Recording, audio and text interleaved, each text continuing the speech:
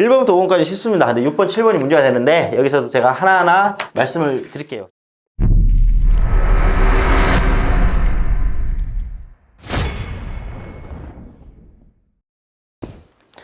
예, 여러분들 이번 시간에 개인회생에 기각되는 경우들에 대해서 좀 말씀드릴게요. 이건 아마 길어서 아마 저희 촬영해 주신 분들이 아마 1탄, 2탄 이렇게 나눠서 올려드릴 것 같거든요. 근데 이거를 제가 조금 말씀을 드리고 결론은 이렇게 규정은 돼 있으나 기각은 저희 사무실에서는 쉽게 당하지 않는다.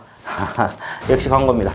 자, 여러분들 채무자 회생및 파산에 관한 법률의 595조에 보면 신청권자의 자격을 갖추지 아니할 때 2호 관련 서류를 제출하지 아니하거나 허위로 작성하여 제출하거나 기간을 준수하지 않을 때 3호 절차 비용을 납부하지 않을 때 4호 변제 계획안의 제출 기한을 준수하지 아니할 때 5호 채무자가 5년 이내에 면책 받은 사실이 있는 때 6호 채권자 일반의 이익에 적합하지 아니할 때 7호 그 밖의 신청이 성실하지 아니하거나 상당한 이유 없이 절차를 지연시킬 때 이렇게 규정되어 있습니다.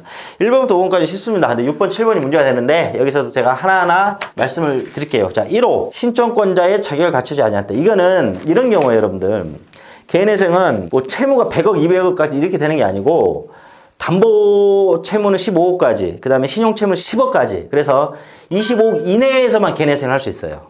신청을 하시려면 이거 넘어가면 일반회생으로 가셔야 되거든요. 그다음 두 번째, 개인회생은 한 달에 얼마씩 내는 거잖아요. 얼마씩 내야 된단 말이에요, 변제금을. 그러니까 소득이 있어야 되죠. 소득이 있으셔야 돼요. 경제적 활동을 뭐라도 하셔야 돼요. 아르바이트라도 하셔야 된다고. 그 다음에 소득 활동을 하나 소득이 너무 적어서 원금 대비 변제율 자체가 너무 미비하면 개인회생 자체가 안 됩니다. 이겨내셔야 돼요. 그래서 1호 신청권자 자격을 갖추지 아니할 때는 대개 이런 경우를 말하는 거고요. 두 번째, 관련 서류를 제출하지 아니하거나 허위로 작성하여 제출하거나 기간을 준수하지 않을 때 그러니까 이것도 이제 예를 들자면 한도 끝도 없는데 여기는 대부분 뭐냐면 한 달에 변제금 자체를 적게 내기 위해서 소득 증빙 자료를 허위로 내거나 축소시켜 내거나 그 다음에 법원에서 어떤 보정명령을 내려요. 그러면 보정명령 뭐 기간 일주일, 3주면 3주 이렇게 기간을 준단 말이에요. 근데 그 기간을 안 맞춰서 제출하지 아니할 때 이럴 때인데 소득 증빙 자료죠. 그죠? 그 인간은 욕심이 끝이 없습니다. 물론 내가 어떻게 해서든 갚아야 되는데 어쩔 수 없이 이렇게 개인회생이나 개인파산 해야 되는 게 마음이 무겁습니다. 이런 그 대부분 말씀하시거든요. 근데 이게 어느 정도 시간이 좀 지나서 변제금이 구체적으로 나올 때쯤 되면 좀 사람 욕심이 좀 그러잖아요. 기왕에 할 거 한 달에 내는 변제금을 좀 적게 냈으면 하는 방법으로 소득 증빙 자료를 허위로 갖다 주는 사람들이 좀 이런 거예요. 뭐.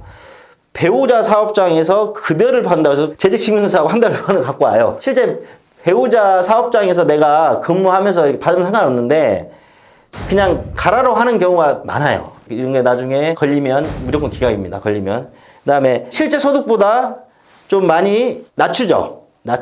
그러니까 이제 희한한 게 뭐냐면 이런 분도 봤어요, 내가. 3개월 전까지만 해도 실제 한 달에 통장에 240만 원 찍혔더라고. 근데 3개월 전부터 이상하게 통장에 200만 원만 찍혀요. 그래서 자기는 이제 월급이 깎였다. 그러니까 월급이 깎이는 이유가 그렇게 있긴 하겠죠. 제가 방금 전에 말씀드린 거나 지금이나 진짜 진실되게 그런 상황이면 아무 문제 안 돼요.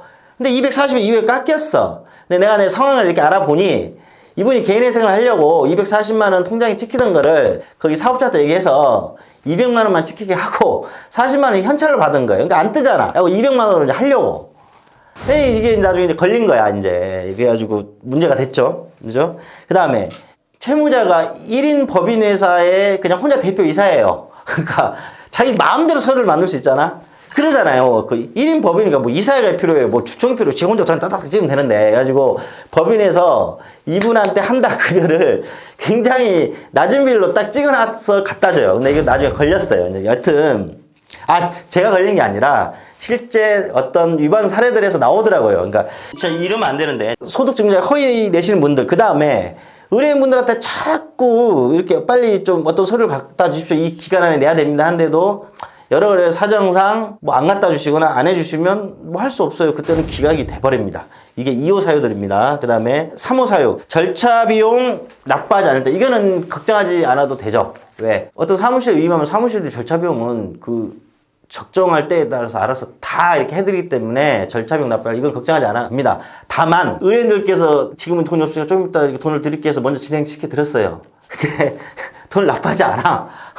그러면 비용 납부하지 않으면 나중에 법원에서 이제 개인회생 중단시켜 버리겠죠. 그 다음에 4호 변제 계획 안에 제출 기한을 준수하지 않을 때, 원래 이제 법에서는 개인회생 신청서 제출하고 2주 안까지 변제 계획안을 제출하게끔 돼 있거든요. 근데 실무는 저희들이 신청서 들어갈 때 변제 계획안도 같이 들어가요. 그렇기 때문에 이것도 전혀 문제되지가 않아요. 그러니까 전문성 있는 사무실에 맡기게 되면 이런 건 전혀 문제되지 않습니다. 그 다음에 5번째였죠. 아까 뭐라 그랬죠? 5번째. 채무자가 5년 이내에 면책받은 사실이 있는 때 기각사유라 했잖아요. 이것도 상당 과정에서 사무실에서 다 걸러냅니다. 아, 예, 안 됩니다. 됩니다. 안 됩니다. 됩니다. 이렇게. 근데 혹시 이것도 소개하고 사건 수임받는 사무실이 간혹 있을 수도 있지만 그냥 보통 이런 건전한 사무실에서 이런 일이 발생하지 않겠죠. 이 정도 상식은 다 알고 하니까